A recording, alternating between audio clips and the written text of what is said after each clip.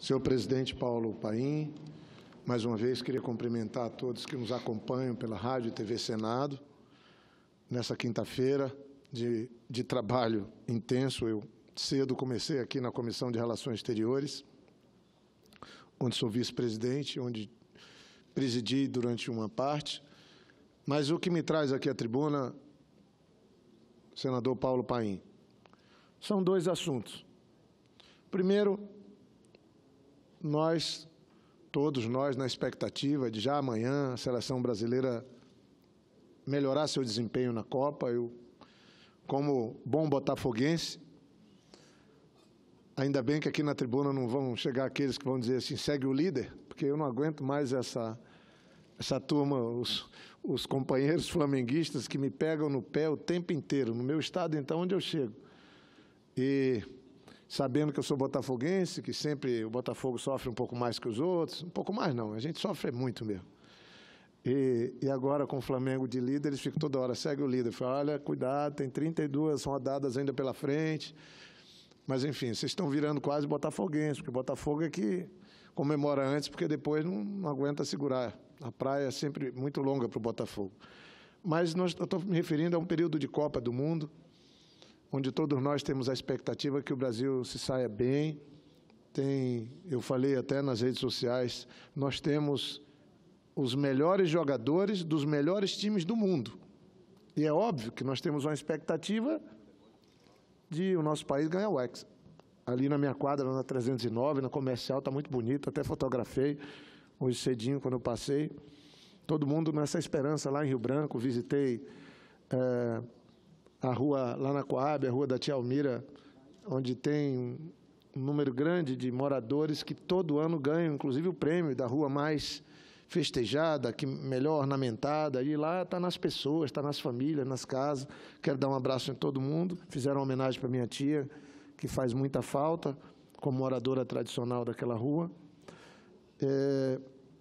Mas nós estamos diante, senador Paulo Paim, a notícia só se amplia, do vexame que brasileiros estão dando, alguns poucos, felizmente, na Rússia, com uma ação machista absolutamente inaceitável, atingindo a honra de mulheres, não russas, todas as mulheres do mundo, dos homens também, numa atitude intolerante, preconceituosa, odiosa, que eles tentaram transformar em brincadeira, que agora virou caso sério.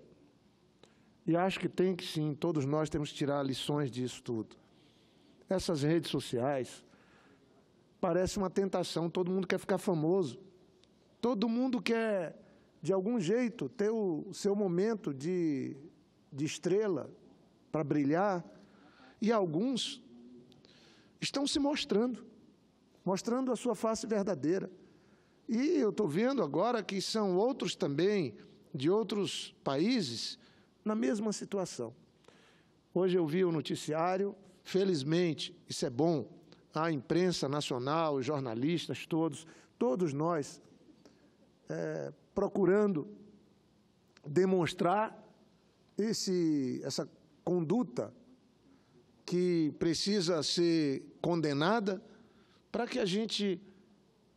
Imagine, brasileiro sai daqui, em vez de levar a alegria do nosso país para o povo russo, para os outros que de toda parte do mundo estão lá com o mesmo propósito de disputar uma competição, que é uma das que tem maior audiência no planeta, a Copa do Mundo, como esporte individual, é uma das maiores. Bilhões de pessoas assistem. Aí tem lá brasileiros ganhando as páginas das mídias sociais, da imprensa internacional, por conta da agressão, do machismo, que transpiram. É isso que dá. Aqui no Brasil, esse ambiente de intolerância, de todos contra todos, termina levando as pessoas a cometerem esse tipo de atitude que precisa ser repreendida e que todos precisam refletir bem e ver que isso não é da cultura do Brasil, isso é um comportamento que precisa ser tratado com repreensão e que a gente possa definitivamente entender que o mundo só fica pior com atitudes como essa. Mas aí, senhor presidente, outra questão também muito importante que eu trago é resultado, inclusive, de uma manifestação que fiz na Comissão de Relações Exteriores e Defesa Nacional hoje. A senadora Vanessa também tinha apresentado uma proposta de um requerimento. Aliás, ela tinha apresentado uma proposta de moção de repúdio e eu tinha sugerido, e eu queria aqui no plenário do Senado, reproduzir a manifestação que me foi dada a honra pelo plenário da Comissão de Relações Exteriores do Senado e Defesa Nacional do Senado brasileiro, de apresentar uma proposta, de fazer uma redação de uma manifestação reprovando, condenando a atitude do presidente Donald Trump dos Estados Unidos, quando o mundo inteiro ficou chocado, inclusive o Papa Francisco, os americanos ficaram chocados, os governos, mundo afora, a imprensa internacional, a imprensa brasileira, divulgou o fato dele, na sua política de tolerância zero com a imigração, ele resolveu, o senador Paulo Paim, que preside essa sessão, enjaular crianças, apartar crianças dos seus pais, prendendo os pais e pondo dentro de jaula crianças de 2, 3 anos de idade. Cenas deprimentes, coisa do mundo medieval. Não cabe mais no mundo de hoje. E eu acho que a sociedade, de fato, está doente, o mundo está doente. Não é possível. Tem gente sofrendo, passando necessidade, não tem uma pessoa para estender a mão, um gesto generoso, um gesto de solidariedade. Todo mundo só cobra os seus direitos. Todo mundo quer ter autoridade, quer andar com a arma para atirar, para matar. As pessoas estão se matando. E na nação mais rica do mundo, ele resolve adotar uma medida que é contrária à história do povo americano. Os Estados Unidos nasceu da imigração. Eles são o melhor exemplo, aquela história do sonho americano. Sempre foi assim. E aí eu queria, senhor presidente, para concluir, dizer que, com a colaboração do Marcelo Zero, que eu quero aqui muito agradecer, eu fiz uma nota que eu queria que constasse nos anais do Senado. Vossa Excelência é vice-presidente da Comissão de Direitos Humanos. Eu acho que até vale a pena nós aprovarmos lá também, na Comissão dos Direitos Humanos, essa nota. E o nosso propósito com essa nota da Comissão de Relações Exteriores, eu vou propor que o Senado Federal aprove o plenário na semana que vem, ela possa chegar à Comissão de Relações Exteriores do Senado americano, possa chegar na Embaixada dos Estados Unidos aqui em Brasília. E eu queria poder fazer a leitura dessa nota e que, sinceramente, ela traz um pouco de emoção e fundamentos que podem servir para uma reflexão que todos nós precisamos fazer, se nós não estamos também caindo nessa armadilha de todos contra todos, da intolerância, do ódio, ou se nós estamos sendo generosos. Eu falo assim, eu estive no Japão, numa missão oficial, eu falei, o povo japonês briga para dar vez para os outros, para de algum jeito ter um gesto educado com outra pessoa. Eles brigam no bom sentido, para limpar. Veja, quando eles vieram na Copa aqui, terminava a Copa do Mundo, a partida, eles pegavam sacos e saíam coletando o lixo que outros tinham sujado. Dando um exemplo, no Japão, eles praticam aquela gentileza, gera gentileza. Eles lutam para dar a vez para você. Aqui no Brasil, é na porta do avião, é no corredor do avião, é na rua, é num corredor, é um querendo passar na frente do outro o tempo inteiro. Isso não constrói uma sociedade melhor. Ao contrário. Eu sei que tem gente que defende até as atitudes do governo americano. De algum jeito eu respeito. Mas está errado. Vamos refletir melhor. Nessa lógica, nós tivemos, senador Paim, quase 50 mil haitianos passando pelo Acre. Eles vinham fugindo de um desastre natural no Haiti, o terremoto, a nação mais pobre, uma das mais pobres do mundo. Aí eles saíram de lá, gastando o que não tinha. Cada família, todos negros, descendentes de africanos, cada família juntava um dinheirinho, escolhia o melhor deles, assim, do ponto de vista da formação, vá para o Brasil trabalhar, na época, o pleno emprego no Brasil, vá trabalhar para ganhar algum dinheiro para ajudar a família a sair da miséria. chegaram lá no Acre, na fronteira com o Peru. O governador Tião Viana acolheu, a gente dava abrigo lá em Brasileia, comida para eles, um ato humanitário. Tinha gente no Acre que criticava. Estão ajudando os outros quando podia estar ajudando os nossos. Gente, nós somos todos seres humanos, não importa onde nascemos, a cor, a raça. E para quem acredita em Deus, todos somos filhos de Deus. Permita só dizer que, como membro da Comissão de Direitos Humanos, eu acompanhei e quero aqui de público também dar o testemunho do belíssimo trabalho feito pelo senador Tião Viana e por Vossa Excelência. O governador Tião Viana, aí depois São Paulo conseguiu vir dizer que nós estávamos exportando, que o governador estava exportando haitianos para São Paulo. Tenha dó, essa insensatez, essa insensibilidade é muito ruim. Só que agora é a nação mais rica do mundo. Quer dizer, o meu estado, que é um estado pobre, tem um povo trabalhador, eu tenho muito orgulho de ser do Acre, meus pais serem do Acre, meus avós serem do Acre, mas o nosso estado ainda tem muito a prosperar. Conseguiu acolher lá, e a nação mais rica do mundo não pode? Não quer? E aí eu vou ler a nota que eu fiz, com a ajuda do Marcelo Zero, que eu agradeço mais uma vez, uma nota, modéstia à parte, que certamente vai compor um posicionamento nosso nesse momento tão importante. Os Estados Unidos da América têm uma vasta tradição de acolhimento de imigrantes.